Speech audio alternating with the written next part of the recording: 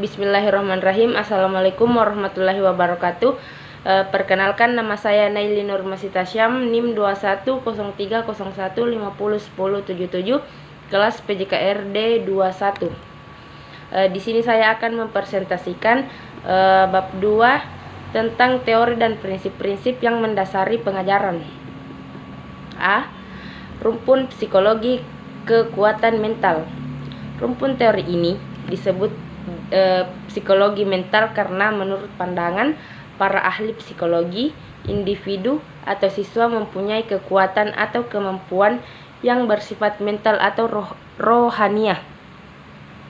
Dalam rumpun ini ada 3 teori psikologi yang dikenal dan banyak berpengaruh terhadap pelaksanaan pengajaran, yaitu psikologi daya, psikologi tanggapan, dan psikologi naturalisme romantik. 1. Psikologi daya. Menurut psikologi daya atau fakulti psikologi, individu atau siswa memiliki sejumlah daya kekuatan seperti mengindra, mengenal, mengingat, menanggap, menghayal, berpikir, merasakan, menilai, dan berbuat. Daya-daya itu dapat dikembangkan melalui latihan, seperti latihan mengamati benda, gambar, latihan mendengarkan bunyi dan suara, latihan mengingat kata, arti kata, dan letak suatu kota dalam peta. 2. Psikologi tanggapan. Teori kekuatan mental yang lain adalah psikologi tanggapan atau Vorstellungen.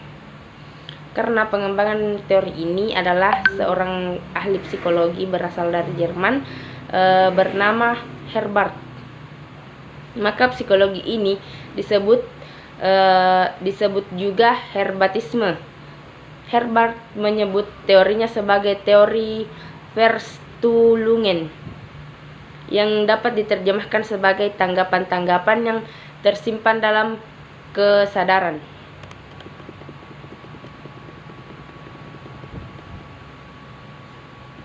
3. Psikologi naturalisme romantik. Teori kekuatan mental yang ketiga adalah naturalisme romantik. Teori ini berasal dari Jean-Jacques Rousseau. Menurut Rousseau, anak memiliki potensi atau kekuatan yang masih terpendam, yaitu potensi berpikir, berperasaan, berkemauan, keterampilan, berkembang, mencari dan menemukan sendiri apa yang diperlukannya. B. Rumpun psikologi behaviorisme. Rumpun psikologi ini disebut behaviorisme karena sangat menekankan behavior, yaitu tingkah laku atau perilaku yang dapat diamati atau diukur. Rumpun psikologi ini bersifat molekular atau unsuriah karena memandang kehidupan individu manusia terdiri atas unsur-unsur seperti halnya molekul-molekul. Ada beberapa ciri dari rumpun psikologi ini, yaitu 1. Mengutamakan unsur-unsur atau bagian-bagian kecil. 2. Bersifat mekanistis. 3. Menekankan peranan lingkungan. 4. Mementingkan pembentukan reaksi atau respon. 5. Menekankan pentingnya latihan.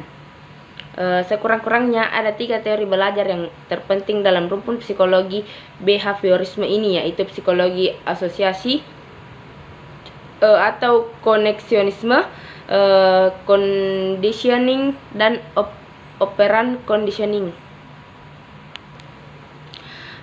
C. Rumpun psikologi kognitas Gestalt. Teori ini atau psikologi kognitif atau Gestalt berada dengan psikologi behaviorisme karena rumpun psikologi behaviorisme bersifatkan molekular atau menekankan unsur-unsur, maka rumpun kognitif Gestalt bersifat moral atau menekankan keseluruhan yang terpadu. Menurut para ahli teori ini, alam, kehidupan manusia, dan perilaku manusia selalu merupakan suatu keseluruhan dan suatu keterpaduan. Ada 3 teori yang terkenal dari rumpun psikologi ini, yaitu psikologi Gestalt, psikologi kognitif, dan psikologi Medan. D. Prinsip-prinsip pengajaran. Setiap teori belajar mempunyai prinsip belajar mengajar sendiri yang mungkin sama ataupun berbeda dengan teori yang lain. Dalam pelaksanaan kegiatan belajar mengajar di kelas, guru umumnya tidak hanya menggunakan satu pendekatan ataupun metode mengajar, tetapi menggunakan beberapa metode.